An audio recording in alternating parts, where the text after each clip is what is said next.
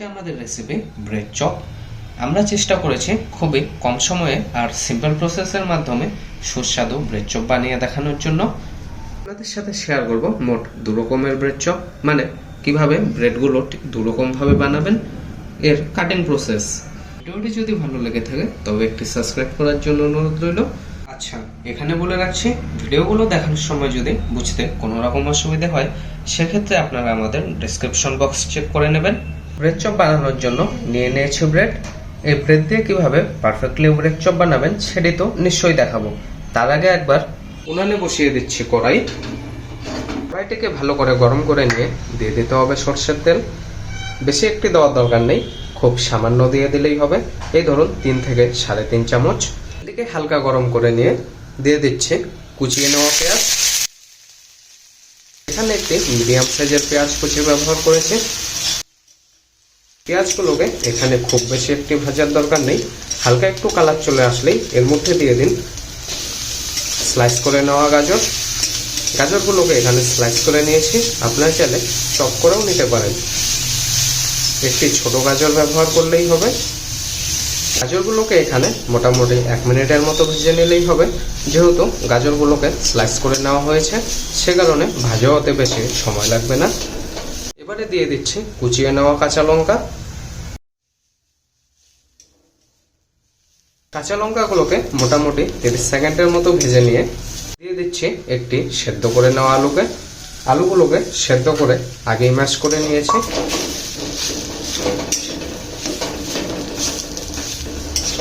আলুর সাথেই দিয়ে দিচ্ছি একটি ডিম।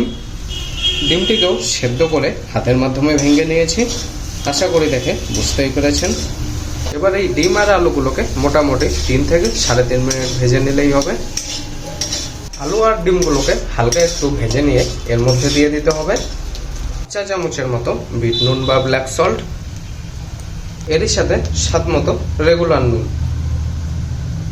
নুনটিকে একবার ভালো করে মিশিয়ে নিন আলু আর ডিমটির সাথে।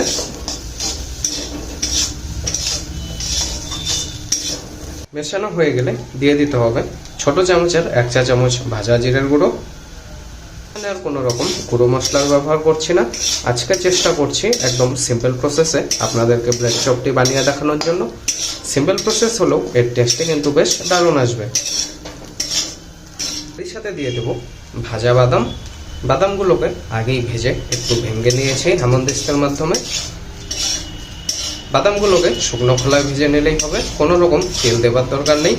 আর আপনারা চাইলে কিন্তু প্যাকেটের ভাজা বাদাম এনেও দিয়ে দিতে পারেন। আমাদের এখানে ব্রেড চপের জন্য আলুর পুর ভাজা হয়ে গেছে। এই আলুর পুরটিকে একটু মাখা মাখা করে নেওয়ার জন্য দিয়ে দেব সামান্য একটু জল। এই জলটি দিয়ে দিলাম কারণটি হলো ব্রেডে লাগানোর সময় আলুগুলোকে ইজিলি বসে যাবে। আর জলটি যদি ব্যবহার না করি সেক্ষেত্রে ভালো মতো বসবে না আলুর পুরগুলো।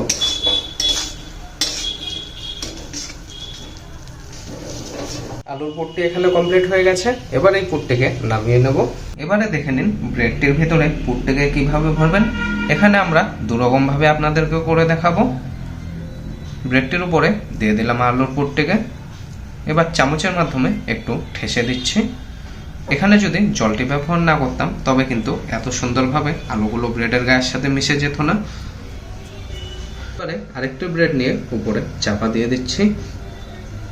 এবারে ব্রেডটিকে কোনাকুনি কেটে নেব। প্রথম পদ্ধতিতে দেখিয়ে দিলাম, এবার দ্বিতীয় পদ্ধতিটি দেখে নিন। দ্বিতীয় পদ্ধতিটি খুবই সহজ। প্রথমেই ব্রেডটিকে কোনাকুনি কেটে নিতে হবে। এই পদ্ধতিতে আপনারা একটি ব্রেড দিয়ে বানিয়ে নিতে পারবেন। এবার এই কাটা ব্রেডটি দিয়ে উপরে বন্ধ করে দিচ্ছি। নিয়ে নিচ্ছি বেসন, সামান্য একটু বিট নুন, নুনের পাশাপাশি স্বাদ মতো রেগুলার নুন, কালারের জন্য 1/2 চা চামচের মতো কাশ্মীরি লঙ্কার গুঁড়ো। এবারে জল দিয়ে এই বেসনগুলোকে আস্তে আস্তে করে মিশিয়ে নেব। খুব বেশি একটি জল ব্যবহার করবেন না, অল্প অল্প জল দিয়ে প্রথমে মিশিয়ে নেবেন। বেশি জল হয়ে গেলে কিন্তু ব্রেডের গায়ের সাথে বেসনগুলো ভালো করে লাগবে না। বেসনটি এখানে গোলা হয়ে গেছে, দেখে নিন ঠিক কিরকম ফ্রন্টে আনতে হবে বেসনের গোলাটিকে। খুব বেশি পাতলাও না, আবার খুব বেশি গাঢ়ও না। আশা করি দেখে নিশ্চয়ই বুঝতে পেরেছেন। চামচটি দেখেই কিন্তু আপনারা বুঝতে পারবেন বেসন লেগে আছে চামচের গায়ের সাথে।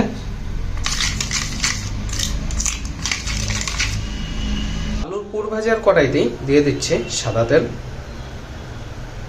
এবার এই বেসনটির মধ্যে ব্রেডটিকে নিয়ে এক পাশ ভালো করে লাগানোর পর পাল্টে নিয়ে অপর পাশেও লাগিয়ে নিন। হালকা একটু গরম করে নিয়ে গ্যাসের টেম্পারেচারটিকে লো করে দেবেন। এরপরে বেসনে চুবিয়ে নেওয়া ব্রেডটিকে তেলটির মধ্যে ছেড়ে দেবেন। সেম পদ্ধতিতে আরেকটা ব্রেডকে লাগিয়ে নিচ্ছি।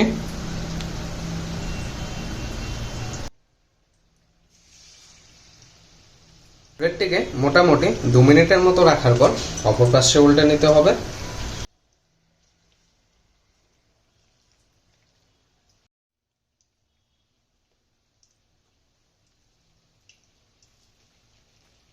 আমি এখানে 2 রকম চামচের মাধ্যমে ব্রেডগুলোকে উল্টে নিয়েছি।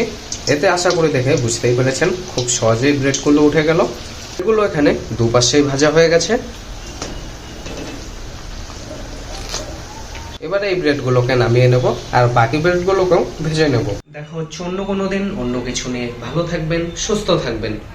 আপনারা দেখছিলেন দত্ত রান্নাঘর।